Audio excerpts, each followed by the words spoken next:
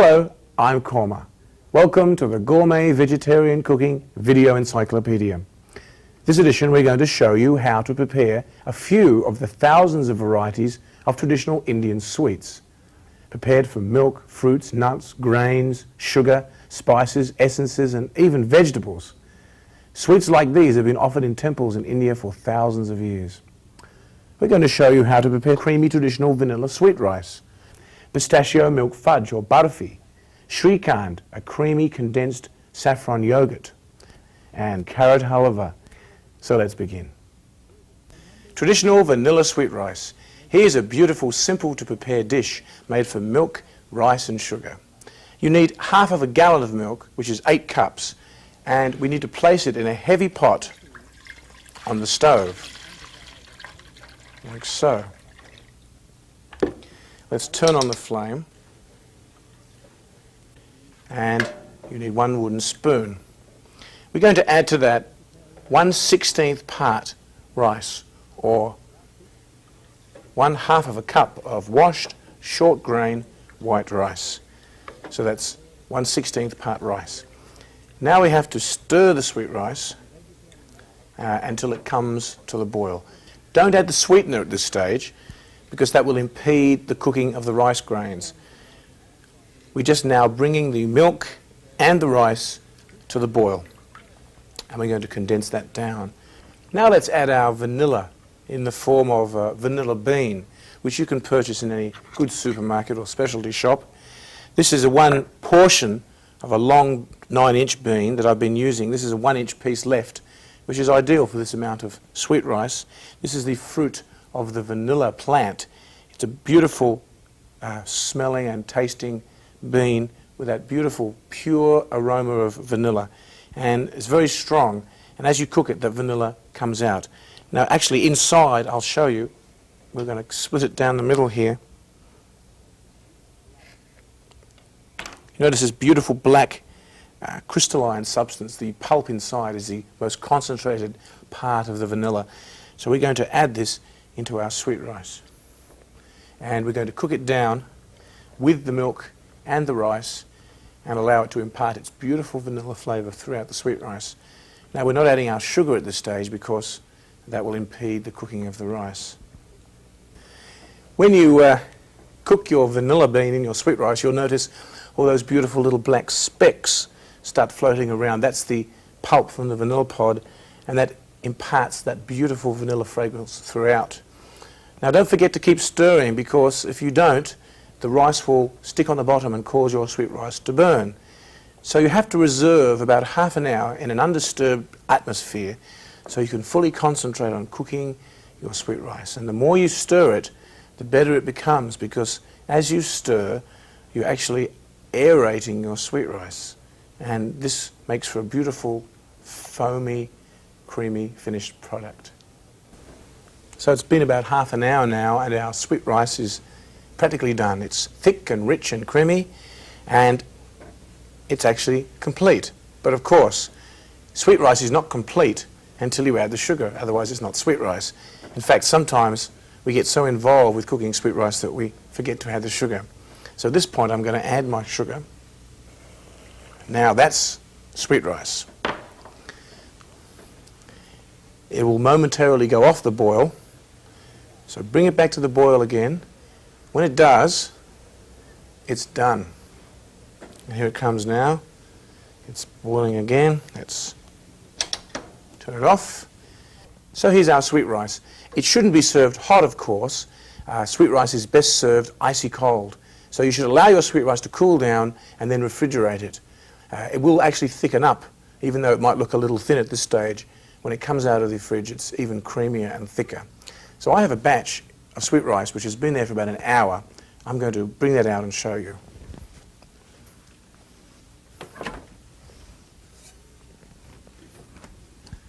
And here it is. Beautiful, thick, creamy batch of vanilla sweet rice.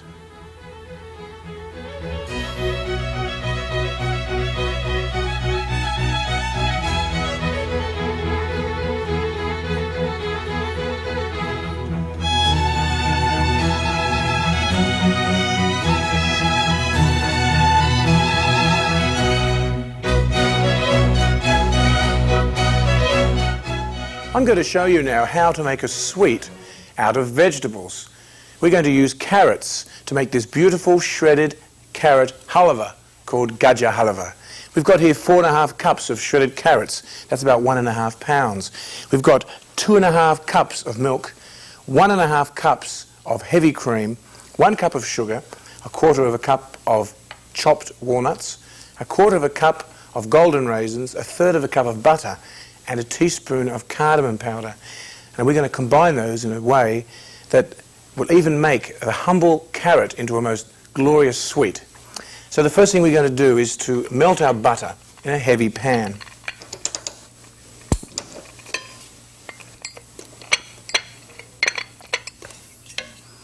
Along with our butter, we're going to add our cardamom,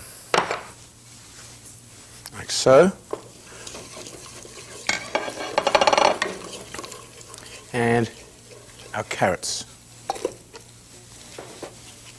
Now we're going to saute our carrots and butter and cardamom together for about 10 minutes, after which time the mass of carrots would have reduced somewhat. So we've been stirring now for 10 minutes. See how nicely reduced it is? Let's add our milk. And our cream, heavy cream. Now we're going to cook it down some more, this time for about 25 minutes. You don't have to stir all that time. Specifically, you should be stirring often as it gets to its critical stage, that is in about 25 minutes' time. As you can see, there's a little bit of stirring involved with Indian sweets. A little time is involved, but it's well worth it. So here's our carrots, milk and cream, 1/3 reduced. So here's our carrot halva after about 12 minutes. We're about halfway through the reducing there. See how it's becoming thickened. So keep stirring. So now we're reaching the critical stage where you have to keep stirring. This is the stage where you'll burn your carrot halva if you're not careful. But there's only about 5 minutes to go now before we're going to add our sugar and our nuts. Notice how this is spitting very violently. This is getting pretty close now to the end of the second stage of our carrot halva. So it's been 25 minutes now. This is the end of stage 2 of the carrot halva. The carrots and cream and milk have been reduced. Now let's add our sugar.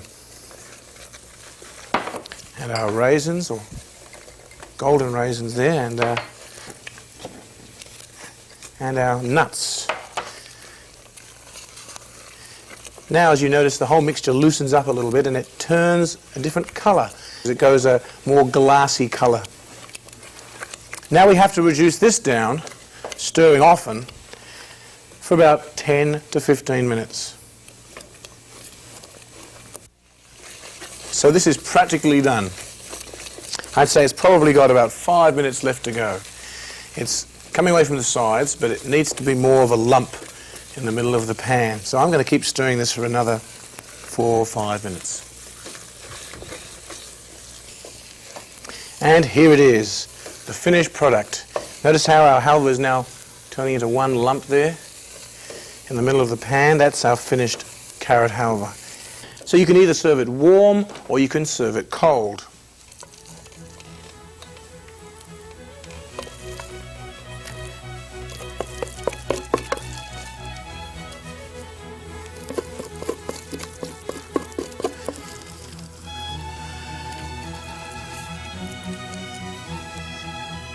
Here's a batch that I made before.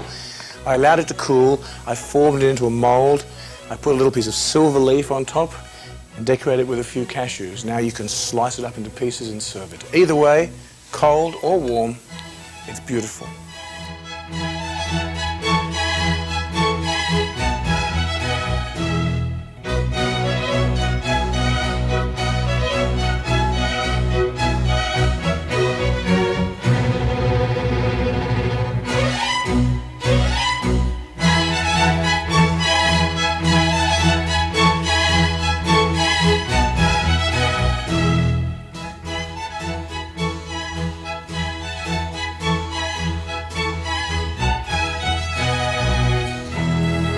I'm going to show you now how to make a condensed saffron yogurt dessert, which is very, very easy to prepare. In fact, there's no cooking involved whatsoever.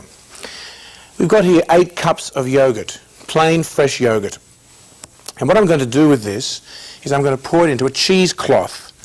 If you haven't got a cheesecloth, you can use some piece of clean linen, something which will enable substance like this, yogurt, to drain through. The idea is that yogurt is a colloidal suspension of solids and liquids, and the liquid portion is called whey. And the idea is we're going to condense this amount of yogurt by hanging it in our cheesecloth and allowing the whey to drip through. And the end result will be a very, very smooth, rich, condensed form of yogurt. So you notice how already drips are forming underneath the cloth here. Now that should be hung and allowed to drain for about minimum half of a day. Over here I've got a batch of Shrikhand which I left hanging for 1 day, about a day and a half actually.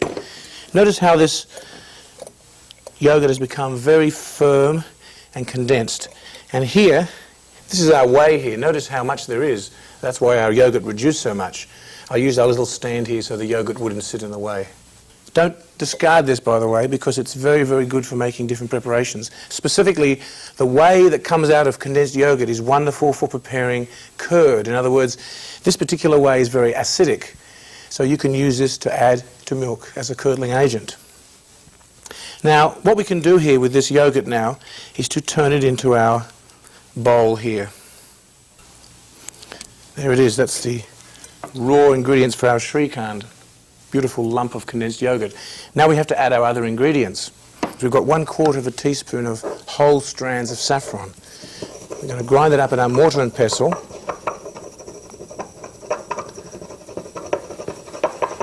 Like so. We're going to add about 1/2 teaspoon of rose water.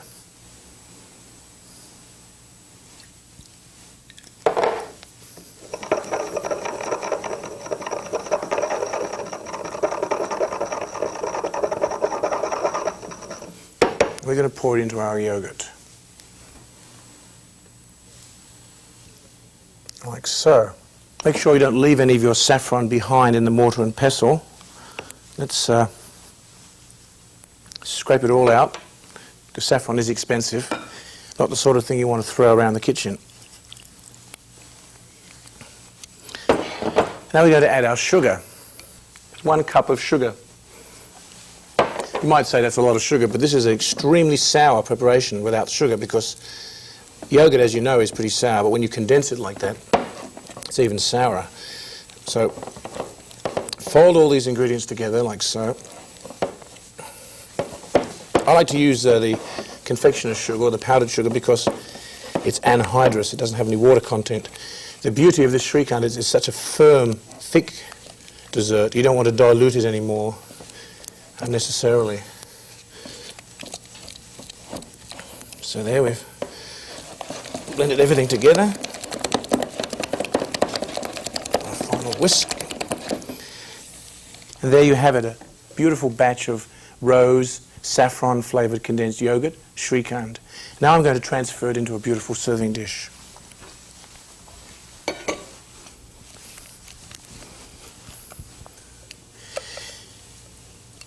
This dessert, by the way, should be served chilled. I like to also garnish this with a little bit of rose water and a few little saffron threads, like so. Saffron, condensed yogurt, Shrikhand. A beautiful dessert.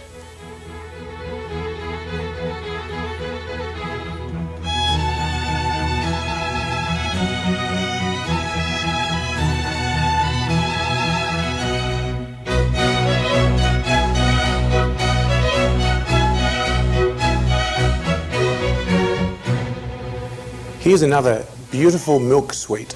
It's called Burfi. This is a traditional pistachio milk fudge with a beautiful creamy consistency, which is cooked right down until it's a solid mass. We're going to use milk and sugar and pistachio nuts as our basic ingredients. 8 cups of milk, or half a gallon, 3/4 cup of sugar, 1 cup of minced pistachio nuts, flavoured with half a teaspoon of powdered cardamom seeds and 2 tablespoons of butter. So now we're going to combine everything in our heavy gauge pot here. This is one of my heaviest pots. I use it for cooking down milk preparations such as this. If you haven't got a pot this big, a smaller one will be sufficient, but I like something big to move around in. So we're going to combine all our ingredients here for a start. Our pistachio nuts. Let's not waste any. We've got our cardamom powder, our butter, and our sugar.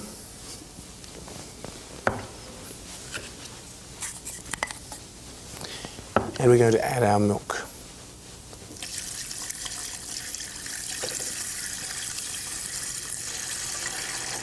Like so. Now we turn on the flame and we begin the exciting process of stirring our milk.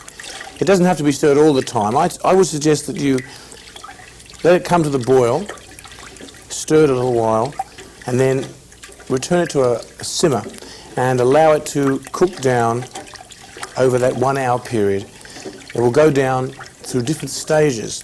First of all, it will start foaming, and then it will reduce its foaming and it will start to go onto a rolling boil, and then from a rolling boil it will gradually reduce to half, reduce right down till there's about 1/4 of the volume of substance remaining. And then you cook that down to a solid paste right at the end there, and then you can actually scrape it out and you have a solid mass left, which is called Burfi, and that you can do so many things with. You can form it into different shapes. And this is a very, very traditional Indian sweet, very, very famous, very, very popular. So notice now how our milk is boiling with a full head of foam. It's been about 10 minutes now since we first put it in the pot.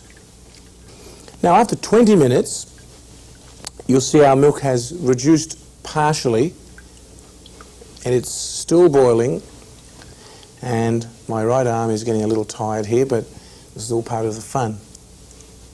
So after 25 minutes, our milk has reduced to half its original volume. It's looking very thick, and at this stage you could turn it off and call it condensed milk. But we're not. We're going to continue cooking it down further. So after 35 minutes, you'll notice that the condensed milk is not boiling so rapidly, even though I haven't turned the flame down. That's because the milk has thickened. Now after 50 minutes, you know you're almost there because you can see the bottom of the pot very clearly through the condensed milk. It's condensing down into a solid lump here.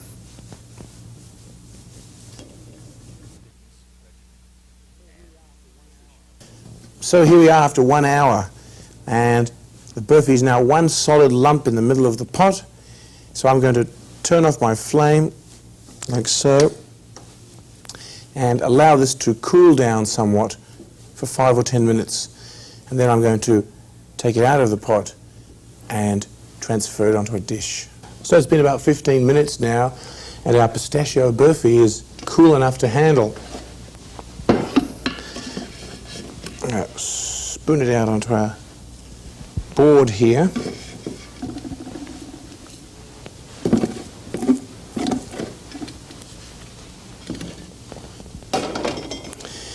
Notice how creamy it is. It's almost like a toffee at this stage. Very beautiful. Just going to get a little butter on my hands and form it into a shape. For a start, I'm going to knead it just a little bit. It's beautiful when you consider this is just simply condensed milk. Now I'm going to place it onto a dish. I think I'll also butter the dish, like so.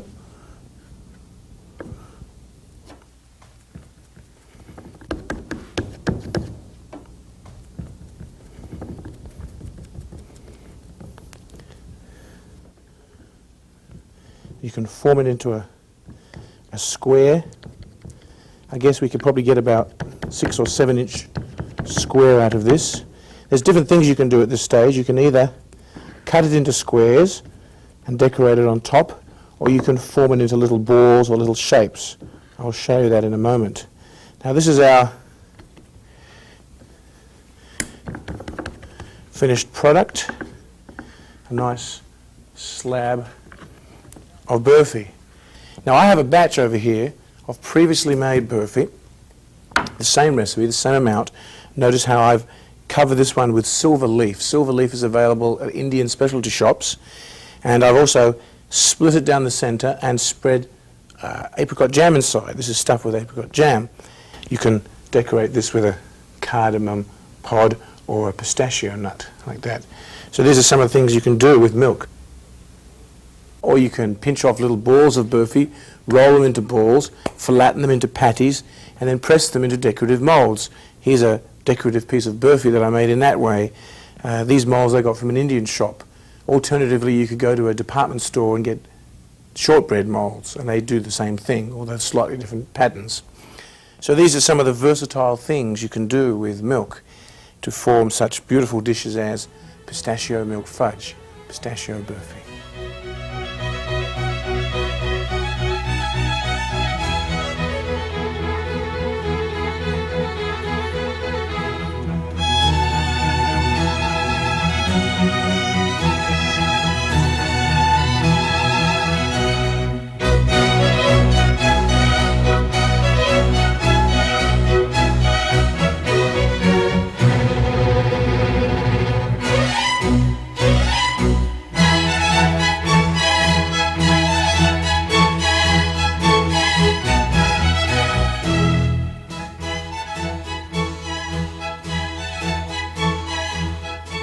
Well, there we have it, just a few of the thousands of varieties of Indian sweets that can be prepared out of simple ingredients like nuts, fruits, milk, sugar and grains. It's said that a meal is not complete without a sweet, so happy eating.